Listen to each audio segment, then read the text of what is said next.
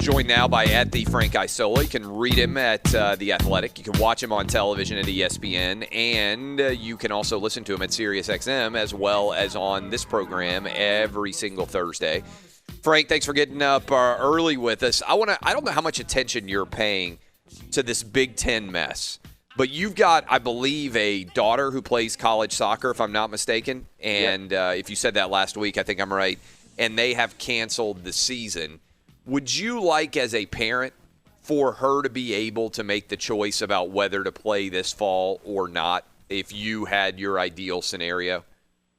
Yes, I think if the school set up the right situation, it's interesting now when you look at what happened in North Carolina with them now having online classes. Yeah. It actually makes it easier for the football team. That's right. And it actually gives them a reason to say, listen, we're going to create a bubble. We're learning online anyway, so we might as well isolate the players and try to pull this off. So I think there's a lot of people in that situation. The Big East canceled all fall sports, and the NCAA, of course, is now having, they decided that the championships aren't going to be played for the spring. Because I know her friend who plays at Vanderbilt, they have been practicing, but I think they're just going to now postpone their season to the spring because you can't compete for the championship until then.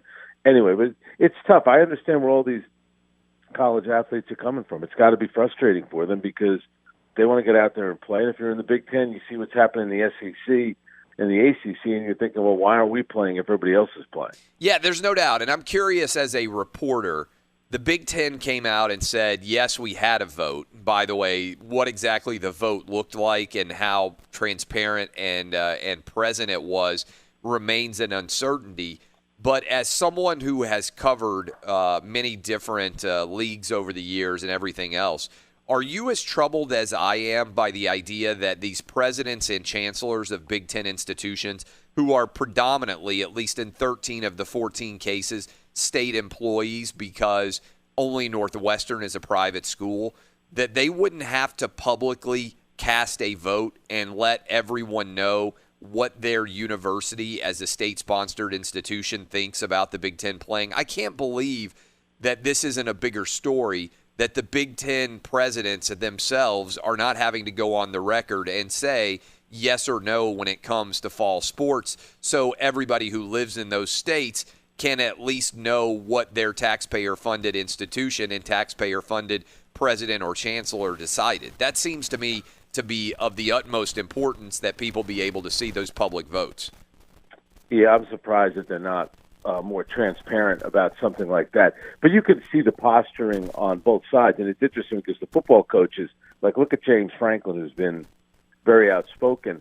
Now, I wonder what kind of position he's putting himself in with the school president, but more importantly, I think this is more of like James Franklin and all these other coaches, Ryan Day. They want their players to know, we want there to be a season.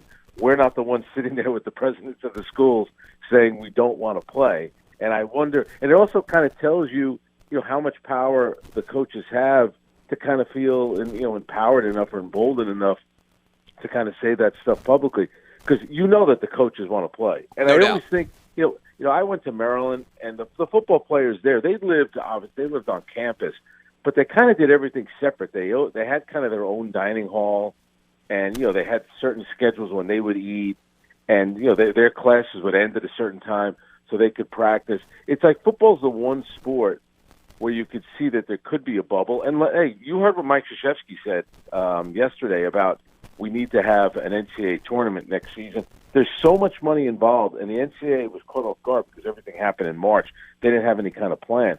They'll have some kind of bubble. I think if teams play 10 games during the regular season, I still think there's going to be an NCAA tournament for basketball because they want to pull it off.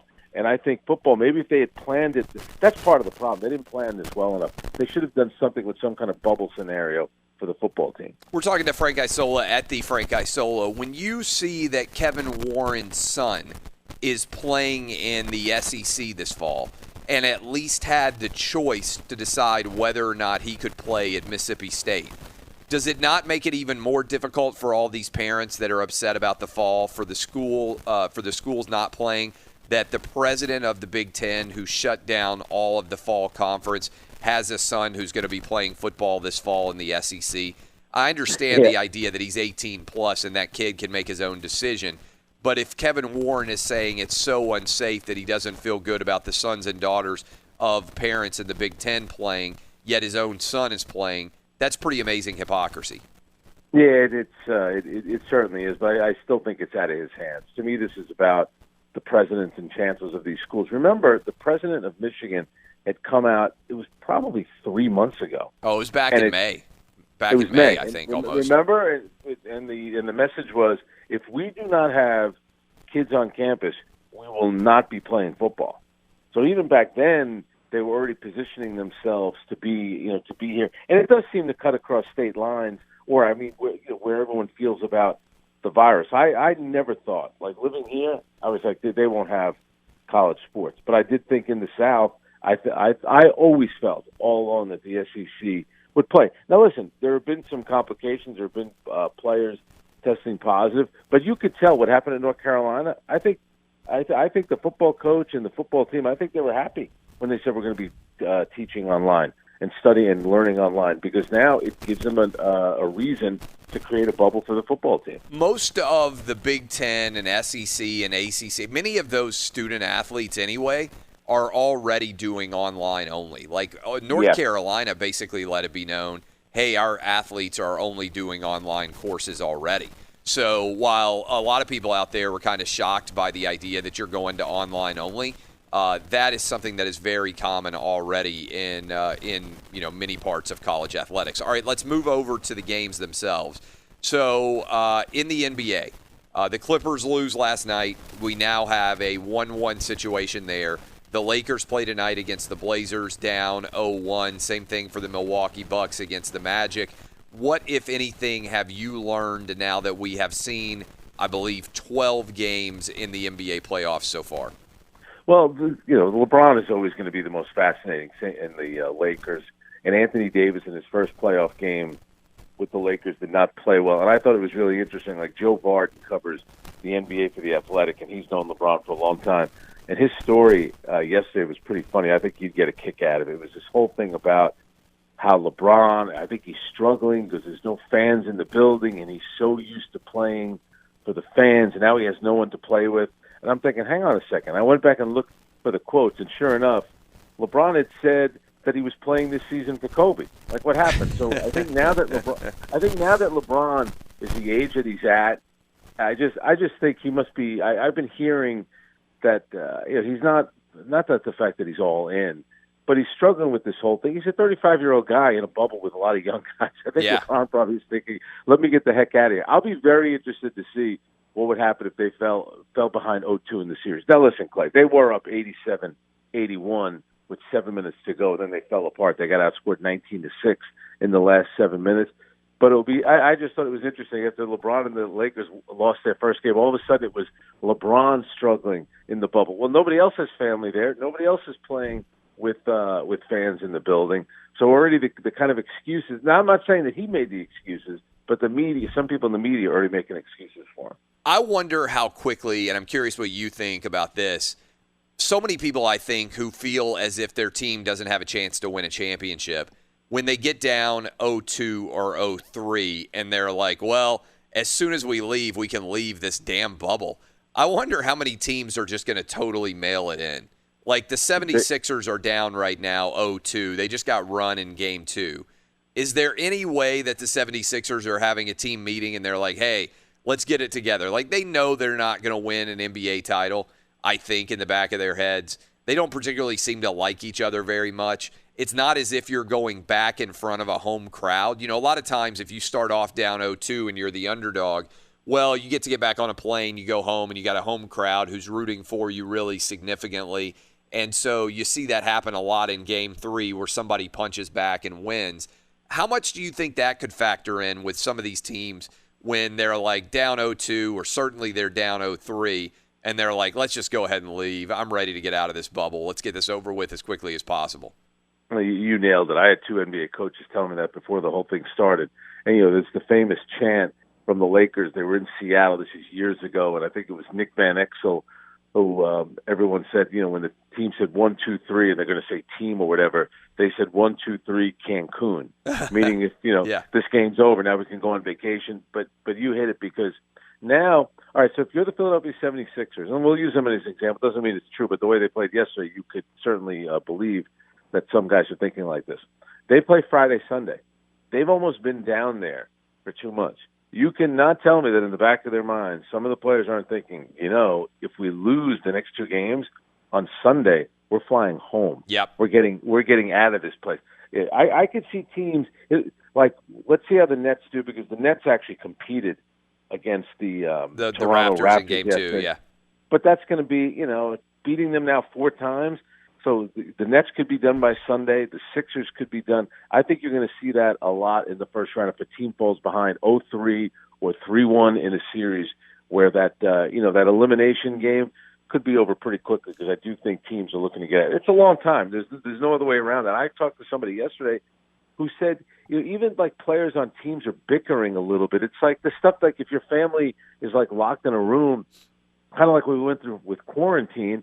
After a while, you're going to get on everybody's nerves, and like the players never really have time to get away from each other, except when they're in their room at night watching TV or doing whatever it is. So guys are getting, I think, a little tired of being around each other all the time, and they never could go anywhere where you don't run into other NBA people, so you can never escape it. Yeah, I would think there's a lot of stir craziness with it. Positive. Major League Baseball, I believe I'm correct in this, all 30 teams are officially back and playing. It seems like that should be a decent story. The Cardinals, obviously, with substantial time off. We had the Marlins with substantial time off. Now they're back and they are rolling, yet I didn't even hardly hear it discussed at all, and we're coming up crazily by this weekend. We'll be halfway through the Major League Baseball season for some teams. It's amazing. It really is. And I think baseball, we talked about it before. Baseball took the same approach that they took with soccer over in Europe, where they were just going to forge ahead and not shut everything down and not take the radical steps that the NWSL took, the Women's Soccer League, where they told the Orlando team, you're not coming to our tournament. And then the MLS, they kicked 2 teams out of their bubble, which were Nashville and Dallas. So baseball, I think they figured, because we know how baseball works, with so many games, they figured even if there are teams in there playing 50-something games, if everybody doesn't get to 60, that's fine. We'll just base it on winning percentage. And also, I think what happened, too, with a lot of these players that ended up testing positive, and say, the 2 pitchers on Cleveland who went out, it was almost like they were shamed publicly. So I think a lot of players are kind of following all the guidelines and trying to do the right thing, and also figuring, listen, like to your point, you only have to do this for another month. Now, so obviously, there'll be a bunch of teams that'll make the playoffs, but it's weird. It seems like a lot of the seasons drag, but this baseball season, to your point, we're halfway through it. I mean, it's going to be the playoffs before you know it. Yeah, there's no doubt at all. And I know, look, some people are going to say, well, there was a postponed game. The Braves were rained out. Yeah, but they were ready to play. So we finally got all 30 back up and running in Major League Baseball and theoretically able to play. As we roll into the weekend, what do you expect to see tonight? What do you expect to see in that Trailblazers-Lakers series? Do you still expect the Lakers will win? And how panicked would the NBA be if the Trailblazers kept this up and somehow eliminated LeBron and the Lakers in the first round? Yeah, LeBron and the Lakers are always going to be a ratings winner. So I think that has to be a little bit concerned if they were to go out. The one thing about Portland going into the series, Clay, it's like, the 2 of us and, just 3 other random guys probably could have scored about 120 points on Portland. They don't defend anybody. They outscore everybody. But lo and behold, out of all the game ones in the first round, the Lakers were the only team that didn't break 100. So offensively, the Lakers struggled. Defensively, yeah, all right, so Portland, I'll give them a little bit of the credit. They're on a great roll, and it's a good story if they could pull it off, because Damian Lillard, it's funny about the NBA players. They're always talking about Damian Lillard like he's somehow underappreciated, maybe even by the media. Well, the media voted him Rookie of the Year. We have voted him All-NBA before. So I don't see it as a media thing. It was Patrick Beverley and Paul George that were taunting him from the sidelines when he missed the 2 free throws. That wasn't the media doing it. In fact, I actually think, and everybody likes Damian Lillard, I actually think he probably gets a bit of a pass. I mean, He didn't play well in Game 7 against Denver. Then his team got swept against Golden State, and a Golden State team that didn't have Kevin Durant. So I think that this has been kind of like Damian Lillard's moment. He was outstanding in the 8 games leading up to it. He's been really good since then. The shots that he takes from 35 feet out, I'd love to see Portland really give them a scare. I thought Portland could win 2 games. Maybe I'll end up being wrong about it, but the Lakers, they got some issues. Their role players are not coming through. A lot of it's falling on LeBron and Anthony Davis. This is your big moment. You wanted to go to the Lakers. You go to the Lakers. It's not about getting to the first round, second round. They judge you in L.A. on championships. That's why all those statues are out there in front.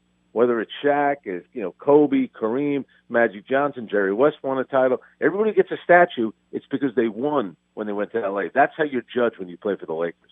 No doubt at all. He's Frank Isola at the Frank Isola. Watch him on TV at ESPN. Read him at The Athletic. And listen to him here on this show in SiriusXM. Thanks, my man. Thanks, Clay.